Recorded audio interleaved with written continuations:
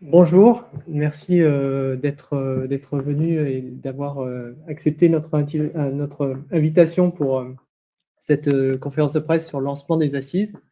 Donc merci aux personnes qui sont présentes, aux journalistes présents et également à ceux qui sont en ligne. Je vais rapidement présenter l'ordre du jour de cette conférence de presse et vite passer la parole à nos intervenants, y compris ceux qui sont venus de loin, nous parler de ces assises. Donc, en termes de, de- de règles du jeu pour cette conférence de presse, si vous avez des questions, je vous invite alors à ceux qui sont en distanciel à le faire à travers le chat. Et donc, je prendrai vos questions pour les poser à nos intervenants. Donc, en termes de programme, je vais laisser s'afficher.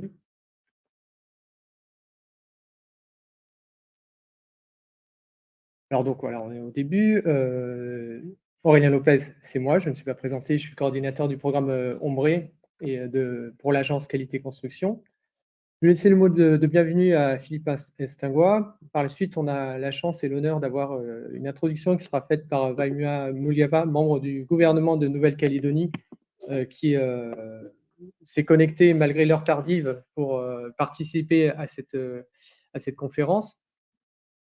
Nous aurons après donc une présentation des assises, en quoi ça consiste par Philippe Estingois de nouveau, et qui finira par une intervention du représentant de la Direction générale des Outre-mer, qui nous a fait le plaisir de venir,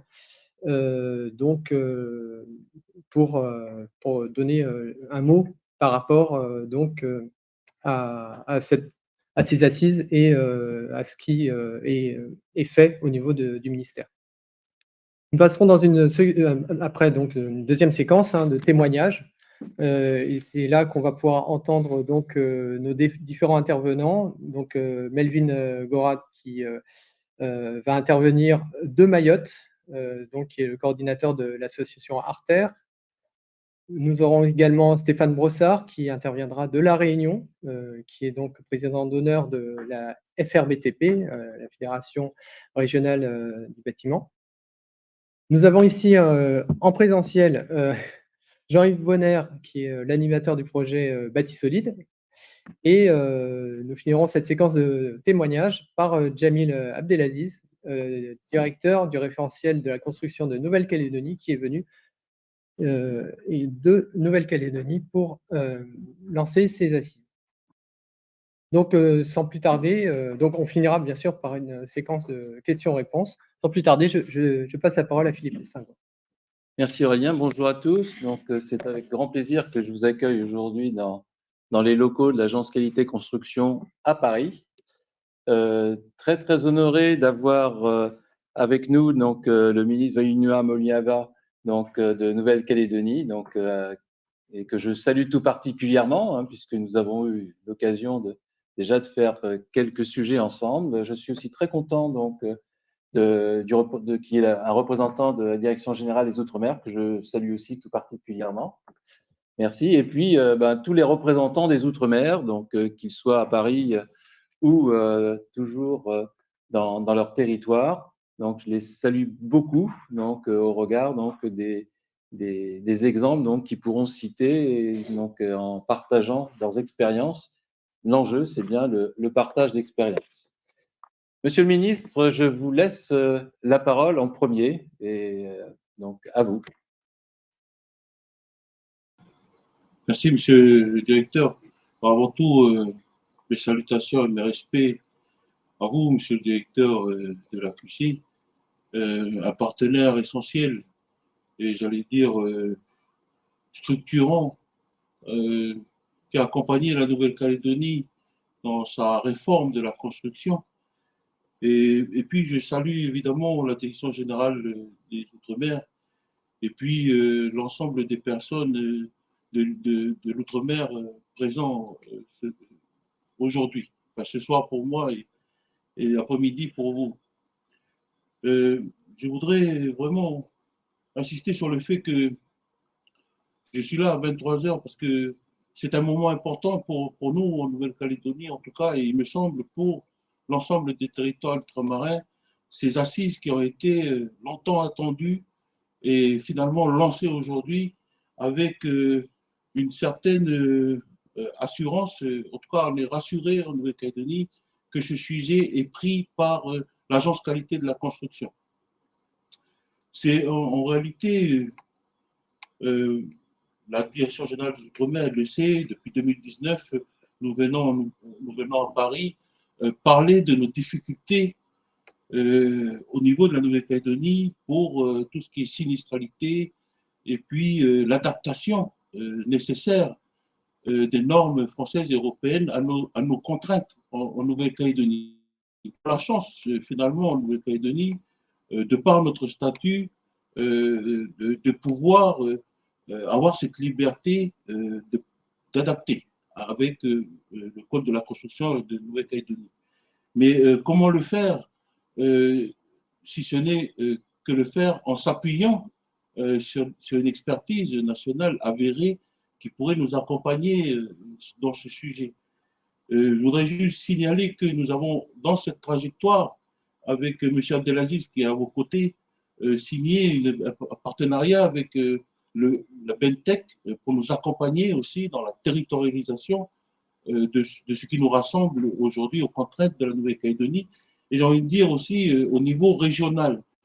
Depuis 2019, avec M. Abdelaziz qui est à vos côtés, nous travaillons de manière un peu bicéphale, c'est-à-dire avec l'expertise nationale et en même temps comment nous, en Nouvelle-Calédonie, nous pouvons être le réceptacle de cette transformation nécessaire qui nous rassemble aujourd'hui pour pouvoir finalement s'inscrire dans sa région, parce que les problèmes que nous partageons, que nous avons, les défis qui sont les nôtres ici en Nouvelle-Calédonie, sont aussi des défis qui sont partagés par l'ensemble des îles du Pacifique.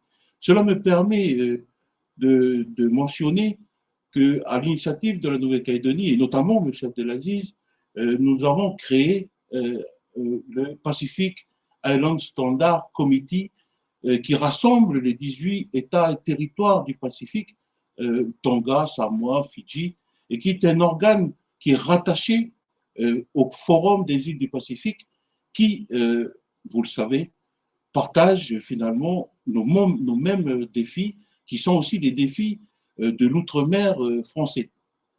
Donc vous avez à vos côtés pas seulement le directeur du référentiel de la Nouvelle-Calédonie, mais aussi le président de ce comité régional de normalisation du Pacifique.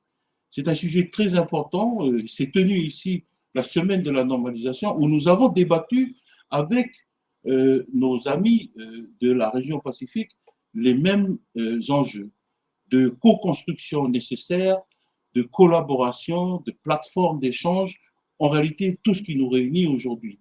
Tout cela pour vous dire que je suis là à 23 heures parce que ça fait longtemps qu'on attend ce moment et je formule le vœu que ce moment qui est crucial pour la Nouvelle-Calédonie, mais il me semble aussi pour tout l'outre-mer,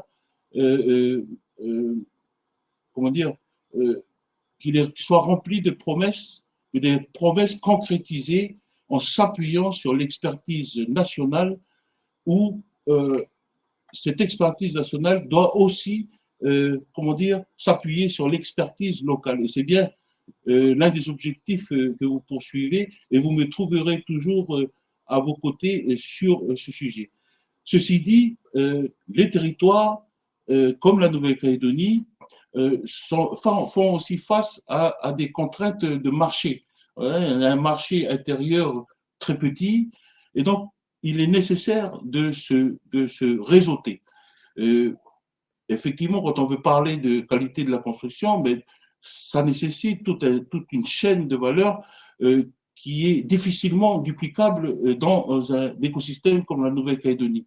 Donc derrière ces assises, on voit bien que l'océan des possibles est à nos portes et à portée de main, à portée d'esprit, pourvu que l'esprit de synergie, l'esprit de co-construction, la volonté aussi d'adapter ce qui semble être une contrainte pour en faire une opportunité au sein de la Nouvelle-Calédonie et au niveau de son bassin pacifique, c'est aussi une attente que les îles du Pacifique nous ont formulée très récemment.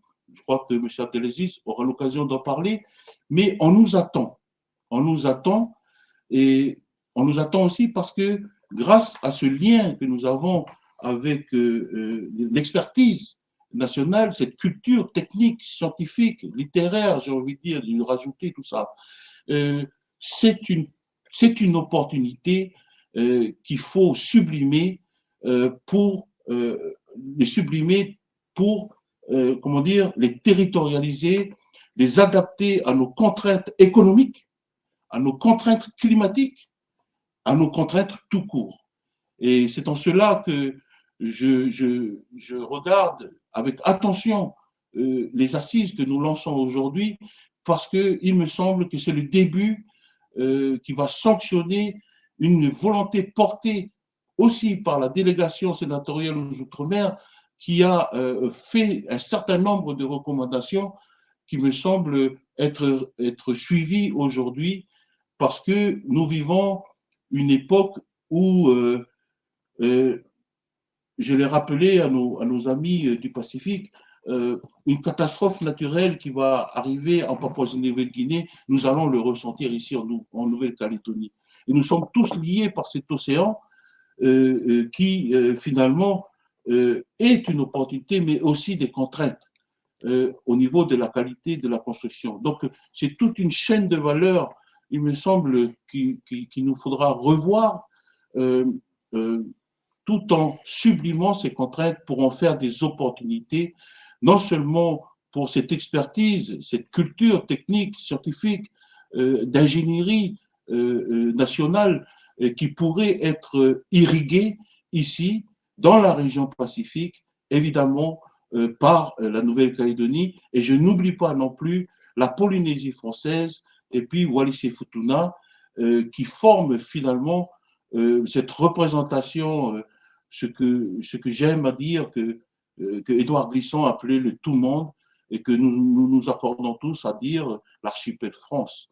Donc, c'est tous ces objectifs et ces ambitions, il me semble, atteignables parce que accompagnés par cette expertise qui a fait ses preuves et qui, aujourd'hui, à l'aune de l'histoire, la charnière que la Nouvelle-Calédonie est en train de vivre, doit aussi accompagner de manière éclairée et éclairante pour définir la Nouvelle-Calédonie de demain. Voilà en quelques mots, Monsieur le Directeur, que je voulais adresser, sans oublier la délégation sénatoriale aux Outre-mer, qui est aussi à nos côtés, j'allais dire au niveau politique, porte ses ambitions au bénéfice de nos citoyens, parce que nous parlons aussi, nous sommes ici aussi pour les citoyens calédoniens, les citoyens des Outre-mer, car tout ce que nous allons définir poursuit un seul objectif, il me semble, premier, un objectif premier en tout cas, c'est construire bien au bon endroit, au bon moment, avec chirurgie, dès lors que nous vivons aussi des contraintes budgétaires et nous parlons de décarbonation de secteurs, de verdissement de secteurs. Comment le faire si ce n'est en s'appuyant sur une expertise locale avérée, parce que nous vivons dans des situations où nous avons toujours innové. Mais pour que ces innovations rencontrent un destin beaucoup plus englobant et puis plein de promesses, évidemment, nous avons besoin d'un accompagnement. Donc, encore merci, Monsieur le Directeur, Monsieur le représentant de la Direction générale des Outre-mer, et puis à l'ensemble des participants à ce lancement des assises de la construction durable. Merci beaucoup, Monsieur le Ministre, de ces mots d'introduction qui nous touchent beaucoup. vous le dites très modestement, tout ça, hein, vous êtes un fer de lance de ces assises, vous y croyez beaucoup, vous avez beaucoup insisté sur les enjeux, et donc, dans le cadre de ces assises, comme pour un certain nombre d'autres projets qui concernent l'outre-mer, nous sommes un outil au regard de votre volonté de progresser collectivement sur les enjeux que vous avez cités. Alors, c'est un outil à votre disposition. C'était le cas donc depuis plusieurs programmes, hein. Donc, on a commencé à vraiment se découvrir dans le cadre du programme PACT, hein, qui était Programme d'action pour la qualité des constructions et la transition énergétique, dans le cadre duquel nous avions un ensemble de projets autour des Outre-mer et sur lesquels nous avons pu travailler avec plusieurs d'entre vous, avec toujours la même façon, le même message. Vous savez, on est là pour apprendre et vous aider à formaliser. Ce n'est pas nous qui savons ce dont vous avez besoin. Ce n'est pas nous qui savons comment donc, vous vivez la construction, chacun dans vos territoires, et vous ne le faites pas tous de la même façon, bien évidemment. Et donc, on est tout le temps resté sur cette méthode. Donc, dans le cadre de Ombré, donc dans le premier programme terminé donc en début d'année, et puis dans ce programme Ombré 2, donc qui est en cours, et dans le cadre duquel on a proposé, donc effectivement, de mettre en place des assises. On a proposé en réponse donc aux attentes qui nous avaient été formalisées donc de façon tout à fait sympathique suite à une première expérience donc à l'issue du programme PACT. Vous aviez évoqué tous, c'est super qu'on puisse se voir. On n'imaginait pas avoir autant de choses en commun, et puis on n'imaginait pas qu'on avait autant besoin de partager. Et donc c'est comme ça que cette idée des assises est venue, encouragée, et que nous essayons de la mettre en place avec vous, et que nous allons réussir donc ces objectifs. Alors globalement, au niveau des Outre-mer, donc les bâtiments ultramarins doivent répondre aux mêmes attentes en termes d'objectifs que les bâtiments hexagonaux, donc tant en économie d'énergie qu'en bilan carbone. Et ces objectifs-là, eh ben, pour les relever, dans les territoires ultramarins, on n'a pas à s'y prendre du tout de la même façon donc à l'intérieur de l'Hexagone, parce que les conditions ne sont pas du tout les mêmes. Alors, on pense tout de suite à la météo, mais pas que ça. Il y a aussi beaucoup d'autres choses. Et puis, il y a entre autres la vulnérabilité aux événements naturels. Alors, des événements naturels violents, on en trouve aussi dans l'Hexagone, mais pas tout à fait à la même échelle. Et vous avez à faire un gros travail autour de ça. Vous avez un contexte économique qui n'est pas du tout le même, en particulier avec le périmètre donc, de chalandise qui est particulièrement pénalisant à la fois donc, en termes de capacité à trouver donc, les produits dont vous avez besoin, que à développer une industrie, à partager avec des territoires voisins. Et au regard donc, de ce qu'on a comme objectif de massification, vous avez donc un vrai besoin donc, de faire construire des référentiels qui sont totalement adaptés donc, à vos problèmes, donc référentiels adaptés à vos problèmes, avec le sujet de quelle économie pour les développer donc, dans leur opérationnalité. Alors aujourd'hui, le constat, c'est que les expertises locales restent encore trop peu sollicitées, hein. Donc, on fait assez régulièrement, dans le cadre de Ombréa, on avait fait un appel à projet avec des résultats qui sont positifs, hein, je trouve. On aurait pu en faire plus, donc si on avait eu un peu plus de moyens. Dans le cas d'Ombré 2, on a lancé un nouvel appel à projet. Je mets beaucoup d'espoir. Je suis convaincu que on aura encore besoin d'avoir d'autres moyens pour aller encore plus loin. Il y a beaucoup de travaux à développer donc, pour les territoires ultramarins, et je confirme que nous nous battons pour pouvoir effectivement les mettre en œuvre. Et puis, donc, pour pallier en fait cette étroitesse finalement de votre zone de travail, il était effectivement important de permettre de développer des pratiques de travail en commun entre territoires. Et c'est aussi donc avec la mise en place d'une plateforme d'échange, donc ce qui est fait donc pour échanger entre vous. Alors, ceux qui ont un peu l'habitude de me voir donc dans les différentes instances auxquelles je participe, j'ai une habitude, je ne sais pas si elle est bonne ou mauvaise, de donner des citations en lien avec le sujet. Et là, j'en ai trouvé une qui va vraiment très très bien. Donc, qui est de Henry Ford, qui n'est pas forcément ma référence, mais en l'occurrence, donc pour cette citation, oui. Donc, il disait « Se réunir est un début ». Ça a été un 18 décembre. Rester ensemble est un progrès, c'est ce qu'on a fait depuis. Et travailler ensemble, donc c'est la réussite. Et c'est ce qu'on est en train de construire. Donc c'est bien ça la référence qu'il faut avoir donc, au regard de ces assises donc, qui sont en cours de lancement. Alors, l'objectif, du coup, c'est bien d'identifier les besoins transverses donc, et pour caler donc, des plans d'action coordonnés donc, entre les Outre-mer, donc avec des outils qui sont structurants de ce travail en commun. Il y a aussi de rechercher donc, des mutualisations par la synergie, et puis par justement cet apprentissage du travail en commun, et les assises vont le permettre. Et donc, du coup, ces assises, ça fait partie de la stratégie réelle de développement économique donc, pour l'ensemble des territoires concernés. Et puis, aussi, ça aidera à formaliser les attentes des territoires vis-à-vis de l'Hexagone. Donc, quelles attentes, donc comment donc les aider à construire. Et moi, j'insiste vraiment beaucoup donc, sur cet ordre que j'ai donné dans ma présentation.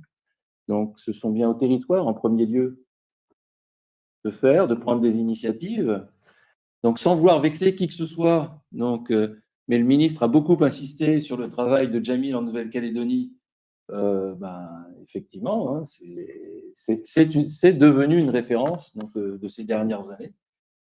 Et puis, donc, dans tous les autres territoires, donc, se sont mises en place des dispositions donc, avec des moteurs aussi puissants pour faire avancer les choses. Mais effectivement, tout en ayant un moteur puissant, de temps en temps, il y a besoin d'énergie, donc qui peut être sonnante et trébuchante, pour pouvoir faire avancer les projets. Et c'est bien en identifiant donc, les attentes vis-à-vis de l'Hexagone que vous pourrez effectivement aborder tous les sujets qui paraissent importants à aborder. Et donc, ces attentes pourront être formalisées dans le cadre d'un livre blanc, donc, dont la rédaction pourrait être l'aboutissement des assises. Et cet aboutissement donc, des assises se fera après donc, les 3 phases que nous avons envisagées donc, dans ces assises.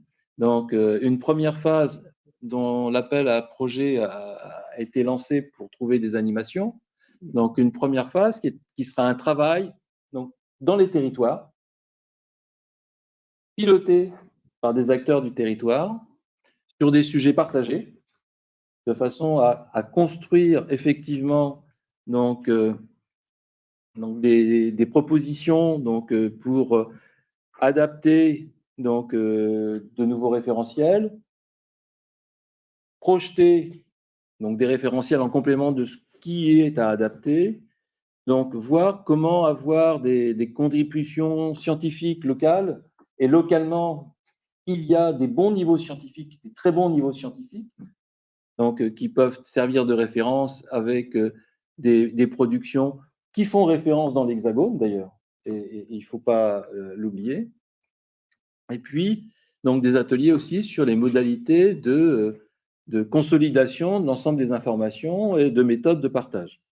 Parallèlement à ces ateliers thématiques, il y aura aussi des web masterclass, donc c'est l'outil moderne depuis quelques mois, et j'avoue que je trouve ça très bien.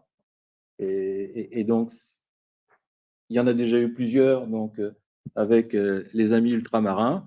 Et donc, dans le cadre de ces assises, donc, il est prévu d'en faire 5, donc, avec des sujets comme l'assurance construction, les enjeux d'application des normes. C'est important de connaître le contexte hein, de des sujets, donc les sujets d'intégration des innovations, donc, et au regard des techniques traditionnelles, le sujet des aides financières qu'il faut savoir mobiliser, ce qui n'est pas toujours le cas, et donc, au niveau de la DGOM, vous êtes bien au courant que c'est une des difficultés qu'ont les territoires, d'être capables de mobiliser un certain nombre d'aides financières, et puis prendre en compte donc, tous les apports donc, des échanges donc, avec les bassins géographiques, comme ça a été évoqué donc, par le ministre, donc au-delà donc, du travail franco-français, donc l'élargir avec ce qui se passe avec les voisins, donc, que ce soit dans le Pacifique, dans l'océan Indien ou dans l'océan Atlantique.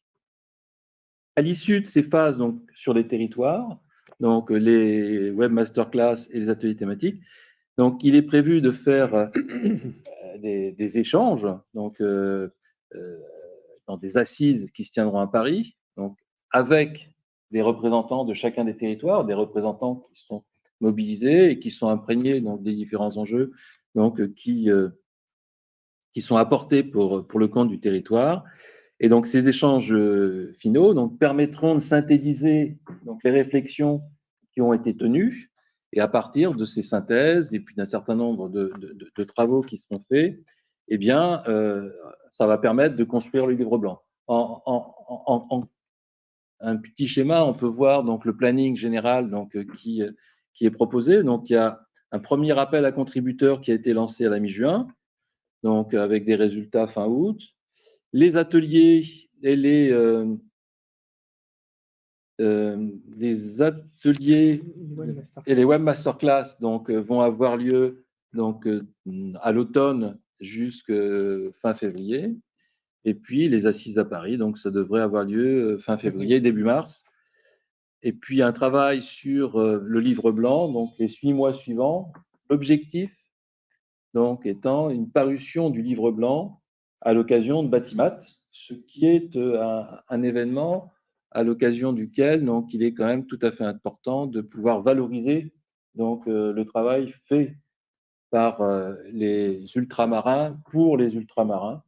Donc, on se mettra en arrière, hein, puisque ce qui compte, c'est votre visibilité, de façon à ce que, effectivement, le secteur économique donc, s'intéresse à ce qui se passe en Outre-mer. Voilà, donc c'était ce que je voulais vous dire en introduction.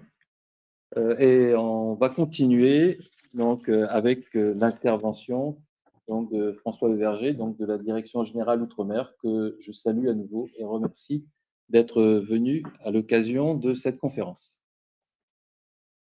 Merci beaucoup, Monsieur le Directeur Général, Monsieur le Ministre, Mesdames, Messieurs. Donc, nous sommes évidemment très heureux pour le ministère de l'Outre-mer de participer au lancement de ces assises de la construction durable en Outre-mer. On voit que l'enjeu, c'est effectivement la prise en compte des spécificités des Outre-mer, et elles sont nombreuses. Les spécificités, elles sont dues au climat, évidemment, qui est différent de l'Hexagone, à des modes d'habiter qui sont spécifiques dans chacun des territoires ultramarins, et à la problématique des matériaux locaux. Il existe des matériaux locaux, mais il faut aussi s'approvisionner en matériaux avec des enjeux de coût, voire même aussi de disponibilité. Donc, les assises que vous lancez, elles vont s'interroger sur les normes appliquées aujourd'hui dans les territoires ultramarins et les écarts, les dysfonctionnements, les écarts avec la norme française métropolitaine qui est construite et calée souvent sur les problématiques de l'Hexagone et qui ne sont souvent pas déclinées sur les problématiques ultramarines. Alors, je veux souligner que ces assises portent donc sur les normes, et que les normes, c'est un chantier majeur dans les grands exercices de soutien au logement et à la construction qui sont menés par le ministère de l'Outre-mer et par le ministère du Logement, le ministère de la Transition écologique, à travers donc les directions de la Direction générale de l'Outre-mer et la Direction de l'Habitat et de l'Urbanisme. Plusieurs chantiers sont lancés sur cette question de l'adaptation des normes en matière de construction. Des chantiers d'abord de révision des textes réglementaires. Donc, c'est le cas, par exemple, sur la réglementation en termes de sécurité incendie, L'objectif, c'est d'adapter le paradigme qui est celui métropolitain, plutôt une notion de confinement, pour l'adapter aux besoins des territoires ultramarins, où on va plutôt être dans une logique donc de bâtiments ventilés naturellement, donc où on n'est pas dans une et de fermeture. Donc, une mission a été confiée au CSTB pour travailler sur cette question de la réglementation sécurité incendie et les résultats de ces travaux sont attendus pour 2024. La question réglementaire, elle se pose aussi, par exemple, sur les pratiques d'accessibilité. Comment adapter les normes en matière d'accessibilité aux Outre-mer en maintenant des avancées importantes pour les publics concernés. Donc, cet aspect de texte réglementaire. Un autre aspect sur l'adaptation des normes, ce sont les règles de l'art. C'est une dimension extrêmement importante dans le secteur de la construction, parce que notamment les assureurs, le monde de l'assurance s'appuie sur ces règles de l'art. Et aujourd'hui, ces règles de l'art, elles sont calées sur les pratiques observées dans l'Hexagone.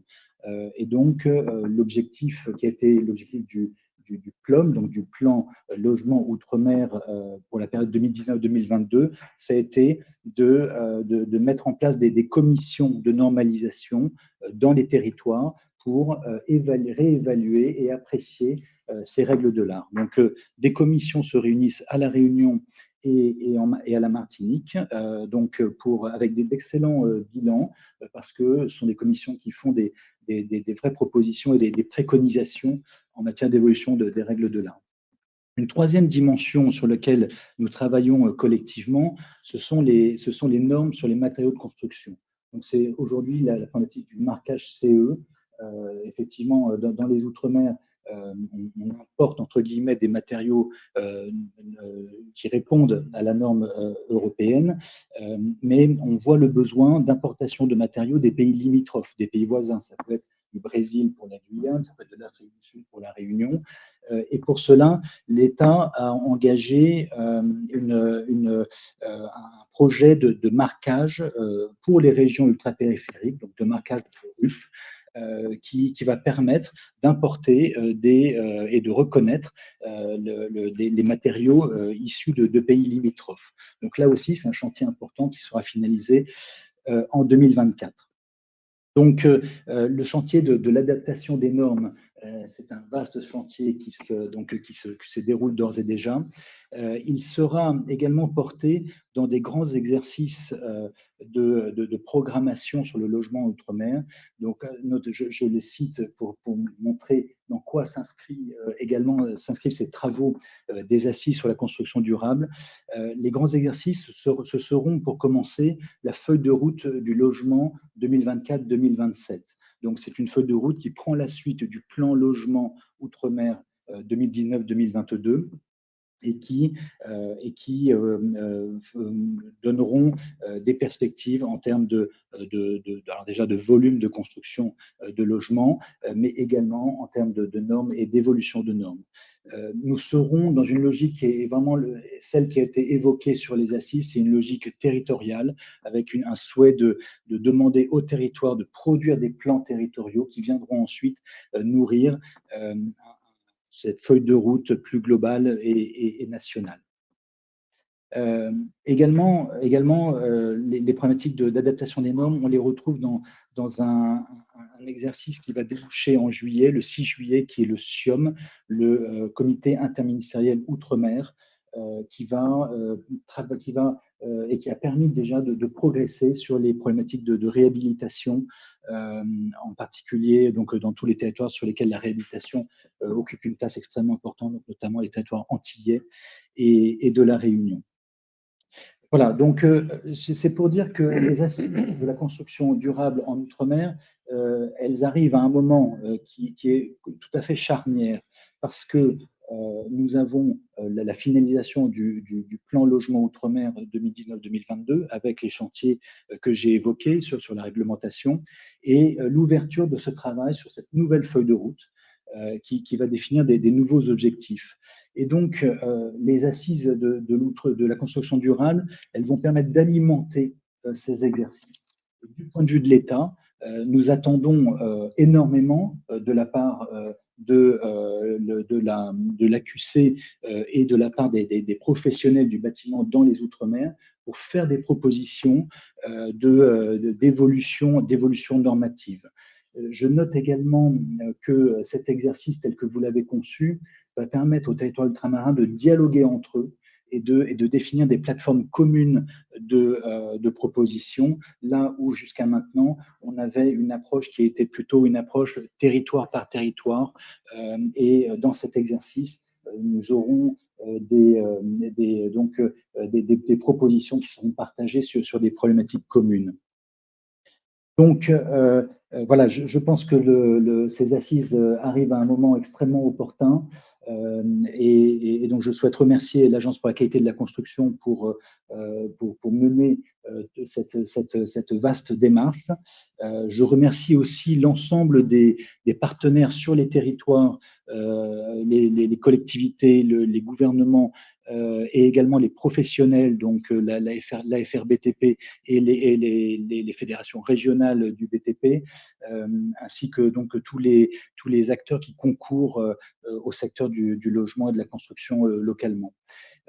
Donc voilà, je souhaite vraiment des travaux très fructueux aux Assises de l'Outre-mer. Les administrations participeront à ces travaux, que ce soit la Direction générale de l'Outre-mer ou la DHUP, et nous serons attentifs pour intégrer les résultats de vos travaux dans la feuille de route, notamment la feuille de route logement 2024-2027, où là, le chantier de la normalisation sera vraiment au cœur de ces travaux. Merci à vous. Merci bien. Et donc là, on va passer à Mayotte, avec Melvin Gora. Donc on est sur la phase de témoignage et de réaction de nos partenaires ultramarins. C'est à vous la parole. Oui, merci de me donner la parole. Donc, nous transmettons nos salutations depuis Mayotte. Et voilà, merci au directeur de l'Agence Qualité Construction, aux représentants donc, de la Direction générale des Outre-mer et à monsieur le ministre de la Nouvelle-Calédonie et différents invités en vos qualités respectives. Voilà, nous vous transmettons nos salutations depuis Mayotte. Alors, moi, je m'appelle donc Melvin Gora et je suis le coordinateur de l'association Arter Mayotte, qui est une association qui a été créée donc en 2008 dans le but donc de promouvoir la construction en briques de terre comprimées. Donc rapidement, la brique de terre comprimée, c'est un matériau qui est produit donc localement à partir d'une ressource géosourcée que constitue la matière terre, et on arrive à en faire un bloc parallélépipédique et qui est utilisé donc comme matériau de construction. Donc, le but de mon intervention est de valoriser donc, un texte réglementaire qui est apparu en juillet 2022, que sont les règles professionnelles qui encadrent la construction en briques de terre comprimées à Mayotte. Donc, c'est des règles professionnelles qui sont uniques à l'échelle donc des Outre-mer, mais aussi en termes au niveau de la construction en terre, elles sont aussi uniques à l'échelle donc de la métropole. Donc, c'est un document qui est paru, vous le voyez ici à l'écran, qui est paru en juillet 2022 et qui a été validé donc par la CDP, qui est la commission de l'AQC. Donc, je vais faire rapidement un petit historique de la production de ce document. Dans un premier temps, il y a eu une grande expérience donc, sur la production d'habitat social à Mayotte sur la partie des années 80 à la fin des années 90. Donc, le but, c'était de transformer un habitat léger en un habitat plutôt terrain et un habitat, on va dire, en dur. Donc, il y a une réflexion technologique qui a été menée dans le but de connaître l'habitat constructif, comment il est produit et quels sont les matériaux localement que l'on peut utiliser pour produire de l'habitat social en masse. Il faut se souvenir qu'à cette époque-là, il n'y avait pas encore de port en eau profonde à Mayotte et que les lacs de ciment étaient acheminés donc, en pirogue. Donc, c'est cette politique qui a été mise en place dans les années 80 et qui a permis donc de créer une filière qu'on appelle la filière brique de terre comprimée, qui a permis voilà, de construire du logement social, du logement locatif, des établissements publics. Donc, en termes de chiffres, on est quand même à plus de 1500 logements qui étaient produits par an et qui a permis d'avoir des emplois aller jusqu'à 2500 emplois par an. Donc, il y a eu, donc, à partir des début des années 2000, il y a eu un contexte normatif qui était plutôt exigeant avec les contraintes du marché public et un contexte assurantiel qui s'est mis en place. Donc, du coup, ça a freiné un petit peu la production de logements avec ce matériau-là, malgré l'apparition en 2001 de la norme XPP 13901, dite norme Mayotte, appelée comme ça. Et maintenant, voilà, c'est une norme type NEF qui a donné aussi naissance à une norme au niveau du continent africain sur l'utilisation de ce matériau-là. Donc, il a fallu lever ce verrou en termes d'assurance, notamment, et l'association, ça a été la motivation de la création de l'association Africa Mayotte en 2008, et qui a travaillé pendant à peu près 10 ans pour produire ce que l'on appelle un avis technique expérimental de type A, qui encadre donc la mise en œuvre de la construction en briques de terre comprimées. Donc, ce document donc, a une durée de validité donc, de 3 ans. Donc, ça veut dire qu'au bout de 3 ans, il faut le renouveler. Et ce qui est important, c'est qu'on a pu avoir ce de type A grâce à un retour d'expérience de plus de 40 ans sur la construction avec le matériau briques de terre comprimées à Mayotte. Donc, face à ce délai d'expiration de la texte, nous sommes partis sur une démarche de produire des règles professionnelles spécifiques, donc qui prennent en compte le contexte sismique et paracyclonique de Mayotte, qui sont le fruit donc, de 2 années de travail et donc qui sont parus en juillet 2022. Donc c'est quand même un travail de longue haleine, donc vous pouvez le voir, un travail de longue haleine qui, pour un seul, on va dire, département d'outre-mer, qui est assez difficile à porter, même si nous avons pu donc le réaliser notamment avec l'appui du Centre international de la construction en terre de cratère, basé à Grenoble. Donc ça montre quand même voilà, du travail et du temps qu'il faut consacrer pour pouvoir arriver à un texte normatif de référence. Donc on imagine que voilà, Mayotte est quand même pionnière à l'échelle des Outre-mer sur ce type de référentiel. Bah, ça peut être l'occasion voilà, de faire du transfert d'expérience, de capitaliser cette expérience pour l'étendre avec d'autres types de matériaux bio ou géosourcés, non seulement à l'échelle de Mayotte, mais aussi à l'échelle de l'ensemble donc des Outre-mer. Donc c'est cette contribution-là aussi, qu'en tout cas le département de Mayotte peut apporter donc dans la création de référentiels qui impliquent à la fois donc, les instances ultramarines, mais aussi les instances donc métropolitaines. Donc ça dénote en fait la nécessité, l'impérieuse nécessité de pouvoir réaliser des collaborations, que ce soit à l'échelle régionale avec nos voisins régionaux, mais plus largement à l'échelle de l'ensemble des territoires ultramarins. Donc c'est dans cette lancée-là que les assises donc des Outre-mer vont nous permettre voilà, de pouvoir réaliser, de pouvoir s'enrichir mutuellement de nos expériences respectives et aller plus loin dans la démarche en faisant intégrer d'autres types de matériaux bio-géosourcés, que ce soit sur le territoire de Mayotte ou sur d'autres territoires ultramarins. Donc ça convoque aussi la nécessité de pouvoir continuer donc, ce plan logement outre-mer et de l'étendre voilà, sur la période 2024-2027. C'est un petit peu ce témoignage que nous avons voulu vous partager aujourd'hui. Merci beaucoup, Melvin. N'hésitez pas également à poser des questions au moment opportun. Merci en tout cas de votre attention. Merci beaucoup. On va passer à la réunion avec une intervention de Stéphane Brossard du FRBTP. Stéphane, c'est à vous. On ne vous entend pas. Vous m'entendez?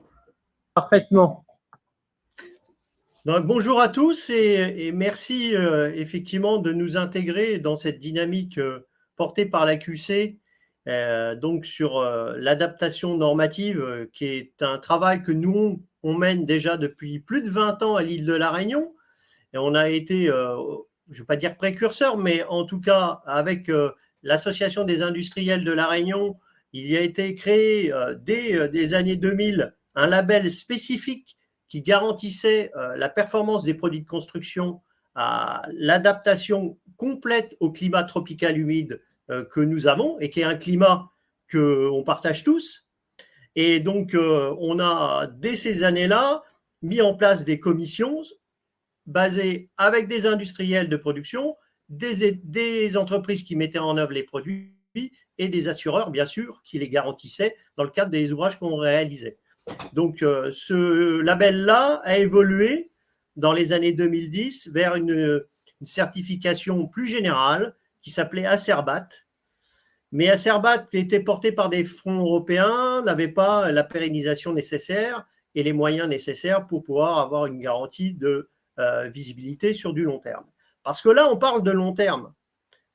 Et clairement, le rapport sénatorial de 2017 nous a redonné une vraie dynamique. C'est-à-dire qu'il a pu, grâce à des vrais audits sur la complexité de la construction que nous avons outre-mer, qui est basée à la fois par rapport à une contrainte d'éloignement, une contrainte de standardisation des produits, une contrainte aussi de concentration des fournisseurs, il faut le dire, et aussi, bien sûr, une logique qui était à l'époque totalement et à 100% basée sur des référentiels métropolitains ou hexagonaux. Et donc, on voit bien qu'en 2017, le rapport, il a balayé tous les champs des points de blocage en proposant 35 mesures qui vont à la fois des produits, de leur mise en œuvre, des référentiels normatifs, mais bien au-delà, et la DGOM vient d'en parler, je suis content que l'État a enfin pris la mesure du problème, c'est-à-dire qu'on est au stade aussi réglementaire. Et le réglementaire est quelque chose qui est géré depuis la DHUP et depuis le CSTB notamment, qui est le bras armé technique de la DHUP. Et on voit bien que enfin, il a fallu malheureusement un drame pour comprendre qu'il y avait une réelle difficulté sur la sécurité incendie. Et donc, on est tous, nous, contents, effectivement, qu'il y ait prise en compte de cette nécessaire adaptation réglementaire. Il y a bien sûr l'accessibilité. L'île de la Réunion est un cône volcanique avec une pente moyenne de 15%. On ne peut pas garantir un accès PMR à l'ensemble de la population, ou alors à des coûts qui sont exorbitants. Donc, il y a aussi, bien sûr, quelque chose qui a été oublié par votre exposé initial et qui est dans la dynamique du temps, c'est la réglementation thermique, acoustique, aération DOM, puisque nous n'avons pas la chance de pouvoir avoir une réglementation spécifique et en tout cas particulière, parce que quand on voit la dynamique insufflée au niveau de la Nouvelle-Calédonie, que je salue, vous avez cette possibilité effectivement d'agir sur le réglementaire d'une manière autonome. Nous, la RTA DOM nous a été imposée en 2012 avec une obligation de moyens et ça a créé un surcoût constructif de plus de 18% à l'époque. Et donc, on vit toujours avec cette contrainte-là. Elle va dans le sens, bien sûr, de la performance thermique du bâti, d'accord ? Et là-dessus, on rejoint totalement les objectifs de l'État et bien sûr de l'économie générale du secteur de la construction. Mais c'est comme si vous construisiez sous climat tropical avec une construction, et là je vais en adéquation avec la construction nationale, où on exonère totalement le chauffage et on demande au coût de la construction d'intégrer cette contrainte. Donc, c'est effectivement quelque chose qui nous paraît difficile. Donc, on milite, et c'est quelque chose qui a déjà été mis en exergue dans le rapport sénatorial, qui date déjà de 2017, vers une RTA DOM performantielle. C'est-à-dire qu'on regarde la vraie efficacité de la performance et non pas une obligation de moyens.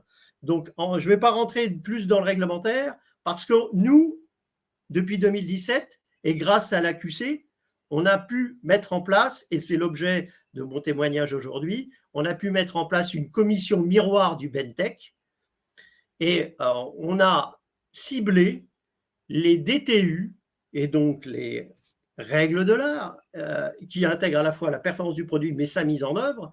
Et donc, on a ciblé des DTU qui étaient les plus exposés au climat tropical humide. Et on a repris le rapport SICODES 20 ans de pathologie. Et là, on est totalement dans la dynamique de l'AQC. On a regardé effectivement tous les sinistres sur 20 ans rapport SICODES et on a établi que c'était d'abord les DTU de toiture, les plus exposés à la fois à la pluie tropicale, au vent cyclonique et aux UV spécifiques du climat tropical humide. Et donc, on voit bien qu'on a d'abord ciblé des DTU 40, je ne vais pas rentrer dans le détail. Ensuite, on a ciblé le DTU de construction avec un bloc produit à La Réunion. Et là, je boucle avec l'initiative initiale, il y a plus de 20 ans de GeoCert, sur un bloc de construction réalisé à La Réunion, qui s'appelle le bloc américain, de type américain en tout cas, et avec un DTU 20.1 qui sera spécifique à l'île de La Réunion et qui permet d'intégrer ce bloc construit localement dans des règles techniques courantes. Et donc, on voit bien que derrière tout ça, il y a un objectif à la fois de sinistre maîtrisé, de production locale et quelque part aussi de baisse de la sinistralité. Donc, c'est ça qui nous anime actuellement, c'est de pouvoir faire converger toutes ces contraintes. Et après, je finis sur un élément hyper important que la crise Covid nous a clairement exposé et a exposé à l'ensemble à la fois des maîtres d'ouvrage, des maîtres d'œuvre et des entreprises, c'est que la concentration des produits et le coût prohibitif de l'importation de ces produits, qui a été décuplé à cause de la crise Covid, a pu mettre en exergue effectivement un nombre de produits très limité, et cette limitation a été un résultat de plusieurs éléments, et donc la DGOM en a parlé, à la fois effectivement une obligation de produit CE, et donc ça nous oblige, nous qui sommes dans l'océan Indien, à faire venir depuis l'Europe du Nord donc des éléments de produits et des intrants qui rentrent dans la fabrication des produits de construction, alors que nous avons des équivalents en termes de performance à la fois en Afrique du Sud, mais bien sûr en Inde ou en Australie. Et on voit bien que donc ça nous permet à la fois de limiter le coût de l'import et bien sûr de limiter aussi l'impact carbone de la partie importation. Et tous ces éléments-là, il y a une étude de faisabilité qui a été faite par la FEDOM d'avoir localement et par bassin océanique un centre d'essai de conformité produit qui nous permettrait d'être totalement indépendants et de pouvoir régionaliser, et je finis sur ça, les intrants de les produits de la construction, tout en garantissant leur performance technique. Et c'est ça qu'on cherche tous à maîtriser aujourd'hui. Merci à vous. Merci Stéphane. Mais je vais passer la parole à Jean-Yves Bonner qui va nous parler de bâti solide pour les Antilles et qui est en présence ici à Paris. Merci. Donc, merci à toutes et à tous. Merci surtout à l'AQC pour cette initiative et pour ce lancement qui n'est qu'une poursuite de l'aventure entamée il y a bien longtemps sur ces sujets de normes applicables dans nos territoires ultramarins. Alors moi, je vais revenir concernant les Antilles aux années 90, puisqu'il y a eu une première initiative qui avait abouti à l'époque à la fabrique de normes de règles professionnelles, on va dire, donc les fameuses normes Antilles, règles Antilles, au début des années 90, qui étaient extrêmement pertinentes, mais qui, malheureusement, du fait qu'elles n'étaient pas reliées aux normes et règles nationales, ont fini par péricliter. Et ça montre l'intérêt, en fait, d'avoir une démarche intégrée, incluant aussi le national. 2017, c'est aussi pour nous, aux Antilles, une année charnière, non seulement de par cette mission sénatoriale du mois de juin, mais également et surtout par ce qui s'est passé donc, en septembre 2017 Donc, je veux faire référence ici à l'événement cyclonique majeur Irma sur les îles du Nord qui a montré beaucoup de choses. En particulier, donc, ces défaillances sur l'application de normes inadaptées, mais également d'énormes problèmes de mise en œuvre et d'entretien du bâti sur nos territoires. Et c'est donc à la suite de cet événement marquant, hein, et on le rappelle, le montant de la sinistralité sur cet événement qui a affecté de petits territoires. Donc, on est sur 4 milliards d'euros au moment où les réserves de la Caisse centrale de réassurance n'étaient que le double de ce montant. On voit bien donc qu'à partir de cette date, les choses s'accélèrent et c'est donc dans le cadre du programme Pacte que naît le projet Bâti solide sur un financement accordé à la Martinique, mais qui très intelligemment associe tout de suite la Guadeloupe qui a des problématiques identiques.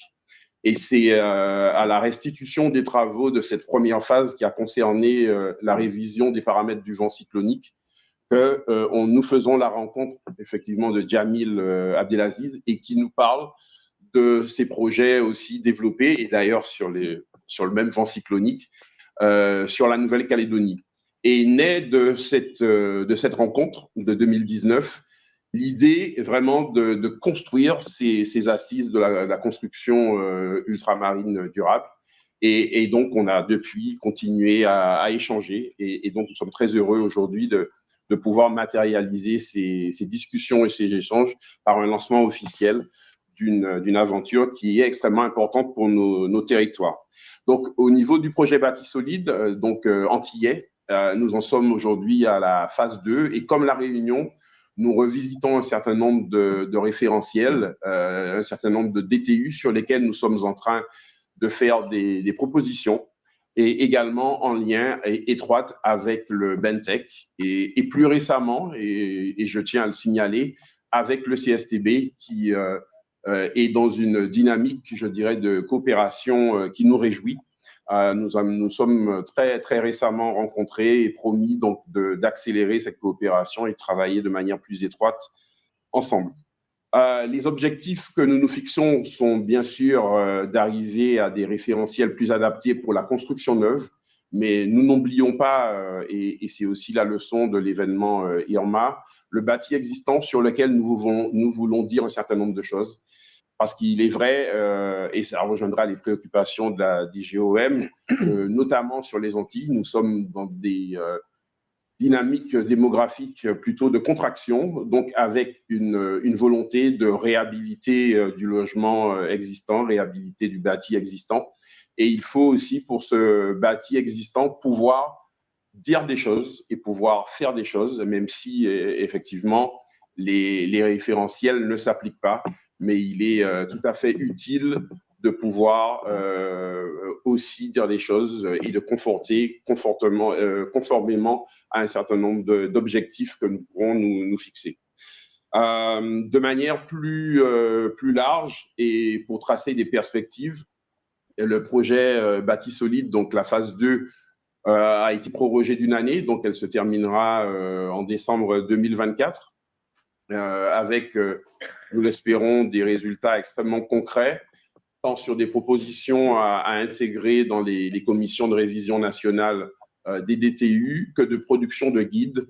Et en particulier, je voulais signaler un guide sur lequel nous travaillons, qui est le guide d'entretien du bâti en milieu tropical humide, soumis à risque cyclonique. Et puis aussi, nous travaillons actuellement sur un risque qui est présent aux Antilles, qui est le risque sargasse, je sais qui préoccupe au plus haut point le ministère de l'Outre-mer, notamment pour ses aspects santé pour la population, mais également, et ça c'est moins connu, sur ses aspects de risque bâtimentaire, puisque les gaz issus de la décomposition de ces algues affectent le bâti de manière durable. Et une première étude pilotée par l'Université des Antilles vient de montrer que notamment les phénomènes de corrosion atteignent des vitesses affolantes. Et nous sommes en train donc, par rapport à cette problématique sargasse, de créer une survulnérabilité du bâti littoral Et on sait par expérience que le bâti littoral n'est pas forcément celui le mieux construit, avec des problématiques de construction informelle. Et nous avons 40% de notre bâti qui peut être considéré comme du bâti littoral sur les Antilles. Donc, on voit que l'enjeu est important. Ensuite, évidemment, nos travaux que nous souhaitons donc mutualiser avec les territoires ultramarins ont aussi un écho sur le national. On constate que les tempêtes hivernales commencent à furieusement ressembler à des phénomènes tropicaux. Nous pensons également à la façon dont nous nous prémunissons du séisme, et on voit qu'il y a aussi de la sismicité sur l'Hexagone, et puis il y a d'autres problèmes comme les problèmes de retrait-gonflement des argiles, et sans doute que les techniques de construction que nous développons sur nos territoires soumis au risque sismique peuvent avoir un écho et un intérêt majeur pour l'Hexagone. Bien entendu, les questions liées aux échanges avec nos voisins, aussi bien à l'importation de matériaux, donc en lien avec la révision du règlement des produits de construction, et nous sommes effectivement très attentifs à ce que nous puissions avoir un RPC RUP qui nous permettrait plus facilement de commercer avec nos voisins, où effectivement on peut faire du sourcing. Mais également pour nous, c'est une opportunité pour nos industries locales de pouvoir exporter sur les territoires voisins dans la Caraïbe, et puis également de faire du partage d'ingénierie et de matières grises. Dernier point qui nous préoccupe beaucoup, c'est nous avons noté donc une mission sur l'assurabilité des risques climatiques vient d'être lancée par le gouvernement, et nous sommes effectivement très, très attentifs à ces travaux dans la mesure où sur nos territoires où la pénétration de l'assurance est déjà plus faible que dans l'Hexagone, il va se poser la question très claire de la résilience du bâti face à des événements accidentels que nous ne souhaitons pas vivre. Mais le début de saison début de saison cyclonique agité que nous connaissons dans les Antilles montre bien que ces risques sont permanents et qu'il faut, à la fois pour le bâti existant et pour le bâti neuf à construire, trouver des solutions intelligentes, tout en prenant en compte la réalité économique de nos territoires, la réalité sociale de nos territoires, qui ne peuvent pas, je dirais, parfois avancer au même rythme que l'Hexagone. Voilà ce qu'on souhaitait vous partager avec vous, et puis, comme les autres, à disposition si vous avez des questions sur nos projets. Merci. Je passe la parole à Jamil Abdelaziz du gouvernement de Nouvelle-Calédonie pour conclure cette phase de témoignage. Merci à l'AQC d'avoir organisé cette réunion de lancement. Merci à mon membre du gouvernement, parce qu'il commence à être très tard en Nouvelle-Calédonie, et ça témoigne de son soutien permanent et si important pour nous. Effectivement, beaucoup de choses ont été dites, et l'objectif, c'est quand même pas de répéter des choses et d'éviter les redites. Donc, je vais peut-être parler de la singularité de la Nouvelle-Calédonie, parce qu'en fait, la singularité, c'est qu'on est un petit territoire français, dont les Français qui vivent dans cette Océanie sont à la fois océaniens, vivent dans un espace océanien complètement différent en termes de normes de construction, en termes d'approche de la construction, et ils se révèlent très attachés à leur identité technique française, et ils souhaitent la maintenir et la valoriser. Du coup, nous avons été chargés en Nouvelle-Calédonie de mettre en place une réforme de l'assurance construction complète. C'est la réforme de l'assurance construction, elle va emporter tout en fait. Elle va emporter les qualifications des personnes qui le construisent, elle va emporter les normes de référence pour vérifier la conformité des produits et des procédés, et elle va emporter bien sûr une nouvelle dynamique à travers de l'assurance, c'est-à-dire du contrôle, de la performance, etc. Donc, le premier moteur est un moteur de la sécurité. On voulait baisser la sinistralité. Et donc, il a fallu la mesurer. Donc, on a développé avec l'Agence Qualité Construction des systèmes d'observation spécifiques à la Nouvelle-Calédonie pour la comprendre, l'analyser et la réduire.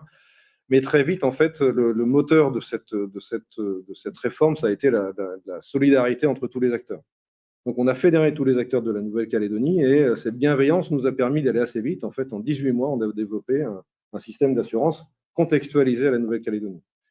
Mais le fait de travailler de façon plus structurée et plus nombreuse nous a amené à faire des constats beaucoup plus difficiles pour les étapes suivantes. Le premier, c'est qu'on a une double insularité, comme je l'ai dit, c'est-à-dire qu'on est à la fois une île dans l'océan, mais on est dans une île dans un océan dont les modes de pensée sont différents des nôtres.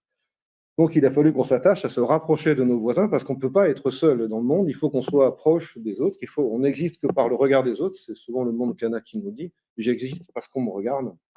Et nous, en fait, pour exister, il faut qu'on commerce, il faut qu'on échange, il faut que nos Calédoniens puissent travailler dans la région, et il faut que la région puisse commercer avec nous. Donc, très vite, il a fallu qu'on s'interroge sur l'interopérabilité de ces normes. Énorme chantier, qui est loin d'être achevé, mais qui est en cours, sur lequel on travaille avec des Néo-Zélandais. Mais c'est un chantier qui est plein d'espoir, parce que même si on a une identité technique française, il est clair que pour nous, nos valeurs doivent être compatibles avec les valeurs de nos voisins, de façon à ce qu'on puisse grandir ensemble et commercer ensemble. Donc, comme l'a expliqué Vaimua Mouliaba, on a participé à la création d'un comité de normalisation qui a en vue d'harmoniser les normes sur l'échelle des 18 pays du Pacifique, dans lesquels il y a l'Australie et la Nouvelle-Zélande, et qui n'ont pas peur d'être acteurs et moteurs avec nous de ce comité. Ensuite, lorsqu'on réagit à plusieurs et qu'on est plus pertinent, on s'aperçoit d'autre chose, c'est que la matrice de la construction nationale, hexagonale, comme il faut le dire aujourd'hui, ne correspond pas à la diversité des modes de construction de l'Océanie. Et donc, quand on sort de cette matrice, qu'est-ce qu'on fait? On n'a pas ni les moyens de contrôle, on n'a pas les moyens d'évaluation de la performance, les techniques ne sont pas connues, elles n'existent pas en métropole. Et là, on doit réinventer tout le système. Et la faiblesse de la Nouvelle-Calédonie par rapport à tous ces avantages de liberté, c'est comment à 250 000, loin de toute expertise, on arrive à créer l'écosystème qui permet de donner de la valeur à tout ça, ce qui permet de donner de la confiance et à partir sur des chantiers de rénovation, à des chantiers d'évolution, de réforme de la construction qui donnent vraiment sa place à l'innovation. L'innovation en termes de décarbonation, l'innovation en termes de performance énergétique, etc. On n'a aucun modèle en Nouvelle-Calédonie qui nous permet de mesurer la performance énergétique. On repart d'une feuille blanche. Et là est arrivé le programme Pacte il y a quelques années et mon heureuse confrontation avec les autres territoires ultramarins pour me rendre compte que même s'ils n'avaient pas le même degré de liberté, ils avaient les mêmes challenges, les mêmes questions et les mêmes revendications vis-à-vis du ministère de l'Outre-mer qui était de dire « donnez-nous des outils pour qu'on puisse croître ensemble ».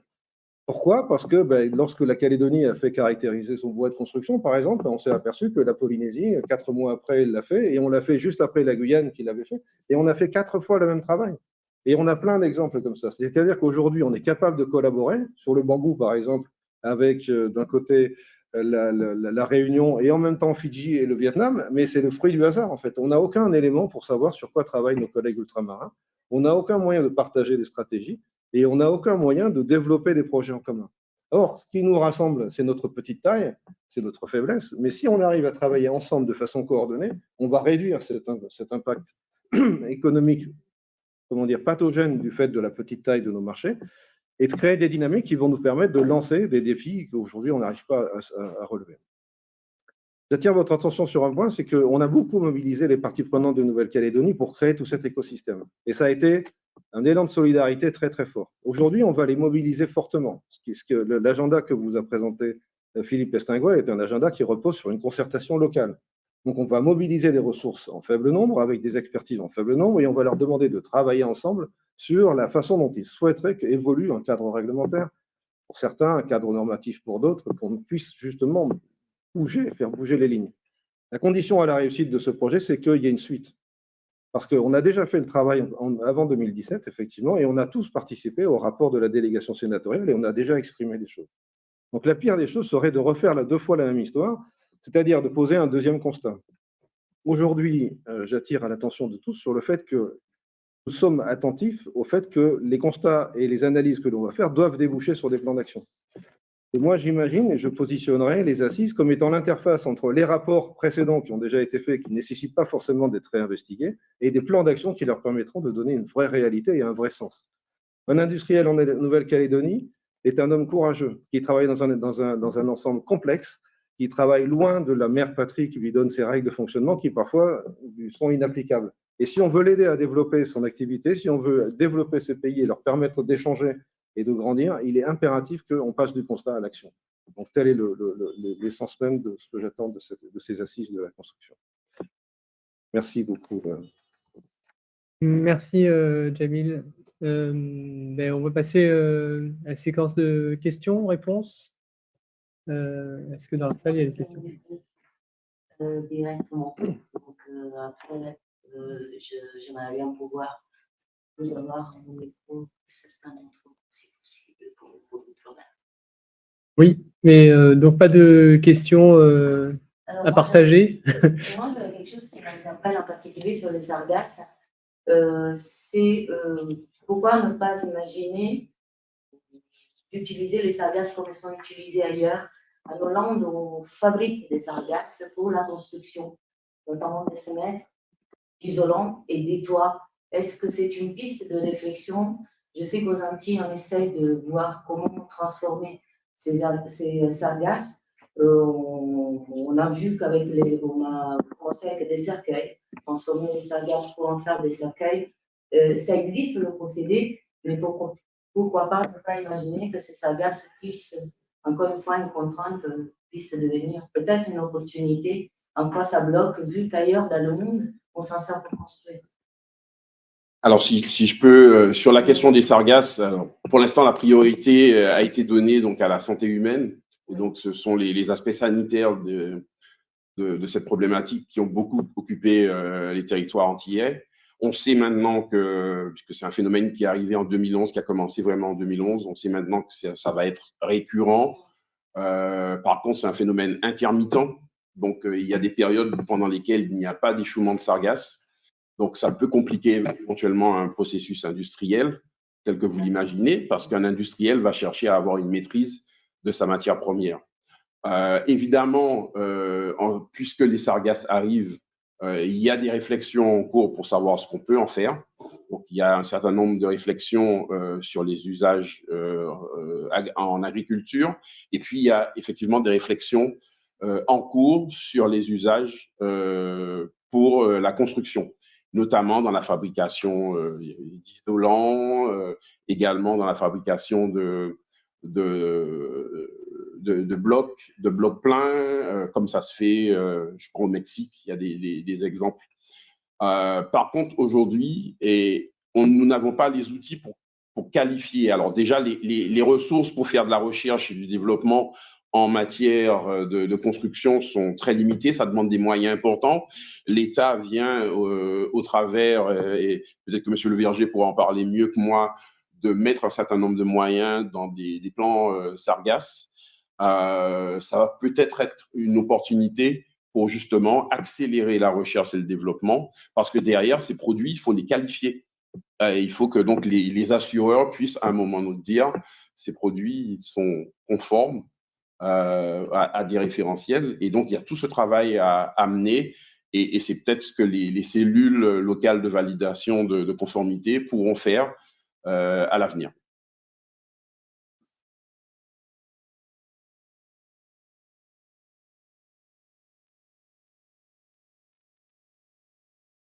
D'autres questions? En vidéo?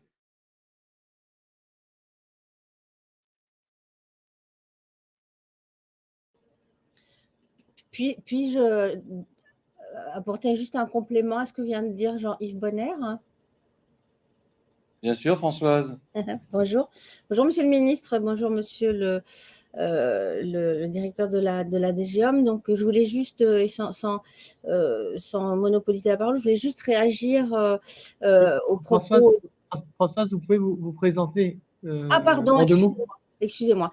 Oui, donc Françoise de Palmas, je suis secrétaire générale de la Fédération des entreprises des Outre-mer, en charge notamment de l'animation de la commission BTP Logement qui existe au sein de notre structure et qui regroupe les entreprises du monde du BTP et du logement de l'ensemble des territoires ultramarins via leur fédération ou en direct. Et donc, je voulais juste en écho au propos de Stéphane Brossard, de Jean-Yves Bonner, mais également en réaction au propos de Jamil Abdelaziz, juste apporter quelques compléments d'information sur les cellules locales de validation de conformité auxquelles il a été fait référence à plusieurs reprises. Donc, en fait, ce projet s'inscrit dans la droite ligne des travaux qui ont été menés sur les territoires, et notamment à La Réunion, comme le rappelait Stéphane Brossard, depuis de très, très, très longues années. Le principe est simple. Il s'agit d'une part de fédérer, de structurer la filière d'expertise locale, donc bureaux d'études, experts divers, moyens d'essai, etc., au bénéfice des entreprises locales en matière de qualification de produits dans le cadre des travaux préliminaires à l'obtention d'un ATEX ou une ATEC ou d'une certification. Donc, l'objectif est vraiment de structurer ces filières d'expertise locale, de les animer, de les faire connaître des entreprises locales, de sorte qu'on puisse de cette manière réaliser à la fois des économies sur le plan économique, une baisse des coûts en matière de prestations qui ne viendraient pas de l'extérieur, en matière d'empreinte carbone, puisqu'on se dispenserait d'envoyer des produits pour se faire tester à l'extérieur ou de faire venir des experts localement. Donc, on s'inscrit dans cette logique-là, dans la droite ligne de ce que promeut l'AQC, à savoir la mobilisation du savoir local au bénéfice de l'élaboration de référentiels spécifiques. Donc, ça, c'est la première chose. Donc, et dans ce cadre-là, on a donc réalisé une étude qui a été soutenue par Action Logement à la Fédération des promoteurs immobiliers, au comité de pilotage de laquelle tous les acteurs de tous les territoires et de l'État ont été associés depuis l'origine, notamment la DGOM, la DHUP, toutes les DA locales et puis tous les acteurs de l'acte de construire et de la filière dans les territoires. Donc, l'objectif aujourd'hui est de loger cette fonction d'animation au sein des structures existantes que sont les cellules économiques du bâtiment, une pour l'océan Indien et une pour le bassin Antilles-Guyane. Donc voilà, l'objectif, c'est vraiment d'avoir une valeur ajoutée en termes de création de valeur, de structuration d'un écosystème d'expertise et de faire se rencontrer une offre et une demande dans la perspective de développer un marché qui trouvera son modèle économique dans un temps à moyen terme. Et donc, c'est une démarche qu'on veut tout à fait inscrire et faire inscrire dans la feuille de route pour le logement 2023.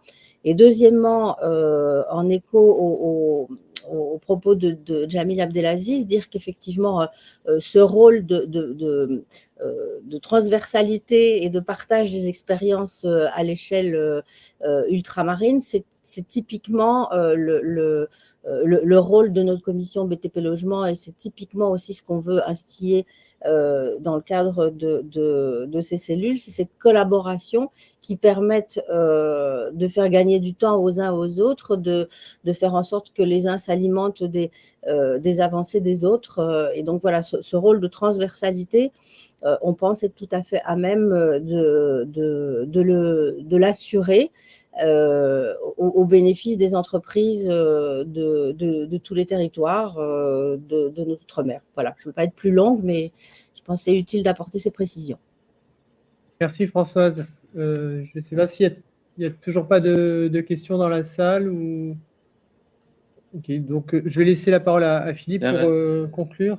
Je vous remercie tous. D'abord, moi, je tiens à souligner la cohérence donc, des propos tenus par les uns, par les autres, donc les représentants des territoires, les représentants de l'État, puis pour ce qui me concerne, donc la façon dont, au niveau de l'AQC, on imagine cette évolution. Donc, on est effectivement prêt à mener ces assises. Et c'est tout à fait positif. Donc, ce ne sera pas un coup d'épée dans l'eau. On ne le veut pas, on ne le fera pas. Par contre, il y aura énormément de propositions puisque tout le monde est d'accord pour travailler dans ce sens-là. Voilà, donc je vous remercie tous. Donc, les journalistes, du coup, vous savez qu'il faut être en veille parce que là, il y a toute une longue période au cours de laquelle il va se passer des choses importantes donc, pour les Outre-mer. Sachant qu'en parallèle, il y a quelque chose qui va se passer aussi qui ne dépendra pas complètement de nous. Donc, un petit peu du représentant du gouvernement, M. Le Verger, c'est ce qui va se passer à Bruxelles autour de la révision du règlement produit de construction. Ça a été cité tout à l'heure. Ce n'est pas neutre du tout. C'est pas neutre du tout. Hein. C'est bien ce règlement produit de construction qui est générateur de grandes difficultés donc, dans le fonctionnement de construction d'outre-mer. Donc, c'est ce qui a été clairement expliqué, donc d'ailleurs dans le rapport sénatorial Magras, hein, donc qui n'a pas été cité comme tel, mais auquel tout le monde avait référence dans son propos. Et il est important donc que nous obtenions donc auprès de la CE que la spécificité des RUP soit bien prise en compte à l'intérieur de ce règlement produit de construction. Dans les versions actuelles du projet de modification, c'est quelque chose qui a été bien clairement identifié.